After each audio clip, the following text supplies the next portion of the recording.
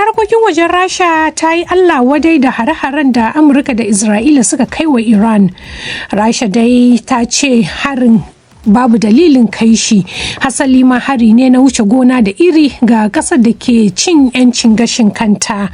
A wata sanarwa da aka wallafa a ɗazu, ma'aikatar ta zargi Washington da Tel Aviv da ɓoyewa bayan shirin nukiliyar Iran, yayin da a zahiri suke neman a sauya gwamnati a ƙasar. Moscow ta yi gargaɗin wannan harin ka iya janyo mummunan masifa a yankin.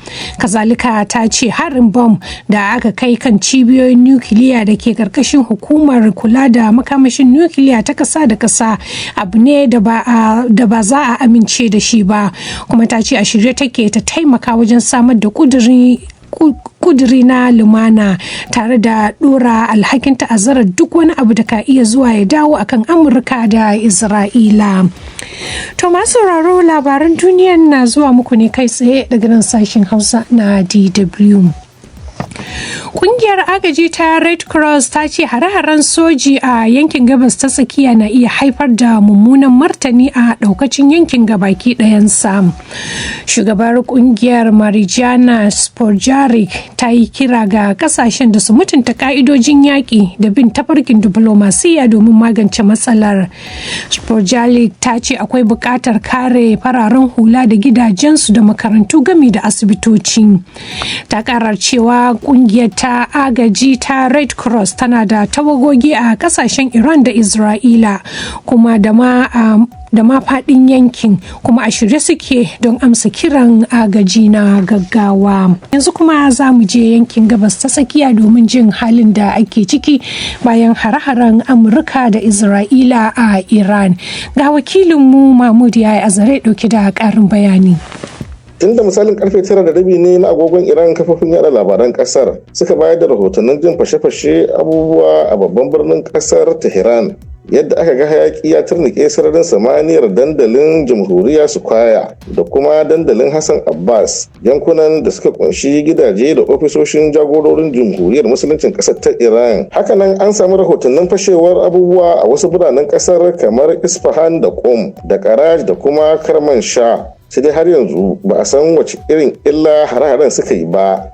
Shugaban Amurka Donald Trump dai ya bayyana hare-haren a matsayin wani babban aiki, sannan ya kira ga gwamnatin ta Iran da ta saranda ta watsar da makamanta. A short time ago, the United States military began major combat operations in Iran. Ya ce ba da daɗewa ba, dakarun sojin Amurka sun kaddamar da gagarumin farmaki kan ƙasar Iran. Manufar mu kuma ita ce kare al'ummar Amurka ta hanyar kawar da barazanar da suke fuskanta daga gwamnatin Iran, wacce ta kunshi marasa tausayi da imani, waɗanda ba su da aiki kan banda yaɗa ta'addanci a yankinsu da ma duniya baki ɗaya.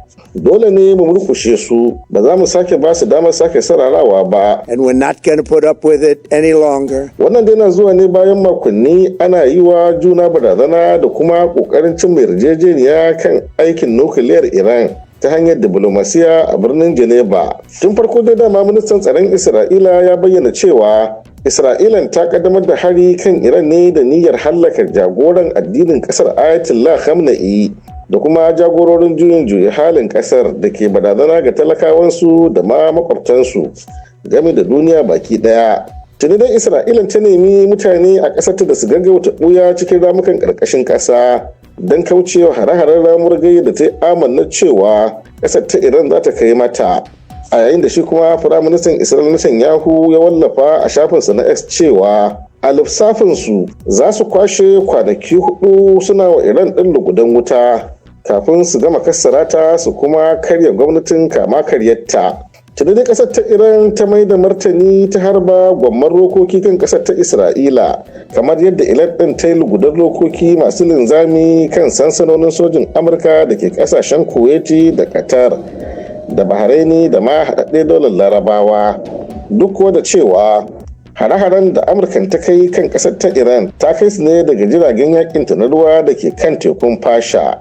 Kuma kamar yadda kakakin rundunar juyin halin ƙasar ta Iran Reza Saleh ke cewa waɗannan hare-haren da suka kai na somin taɓi ne. لذا تأکید می‌نماییم اکنون بانک کاملی از اطلاعات تمامی اماکن. Ya ce muna ƙara jaddada cewa muna da bayanan sirri kan wurare masu matuƙar muhimmanci na maƙiyanmu, a ƙasashen da ke ci gaba da bawa makiyarmu Amurka sansanin soji, kamar yadda muke gargaɗin 'yan Isra'ila da su kwanda sanin cewa ɓuya ƙarƙashin ramukan ƙasa ba zai tserar da su daga hare-haren rokokinmu ba.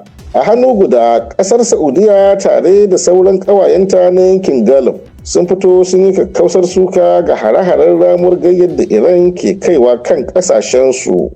Suna masu jaddada aniyarsu ta ci gaba da haramtawa Amurka amfani da sansanoninta da ke cikin ƙasashensu don kaiwa ƙasar ta Iran hare-hare da kuma wajibcin komawa kan teburin shawara don warware rikicin.